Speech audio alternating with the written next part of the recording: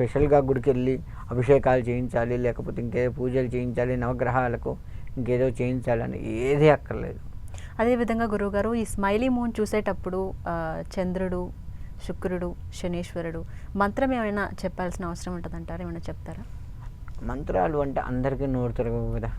అందుకని శుక్రాయ నమః, శనేశ్వరాయ నమః, చంద్రాయ నమః, సింపుల్ మంత్రాలు.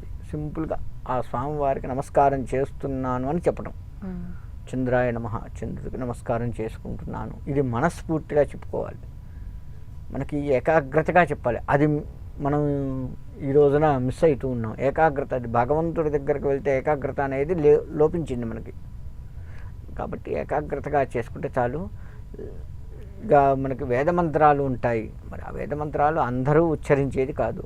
కాబట్టి ఓం చం అంటే ఒకవేళ బీజాక్షరాలు పలకాలి అంటే ఓం చం చంద్రాయ నమః, ఓం శం శనాయ నమః అని బీజాక్షరాలతో కూడుకొని చెప్పుకోవచ్చు. ఓం శం శుక్రాయ నమః అని ఆ బీజాక్షరాలతో కూడుకొని చేసుకోవచ్చు. బీజాక్షరాలు కష్టం అనుకుంటే చంద్రాయ నమః ఇలా అనుకున్నా సరిపోతుంది.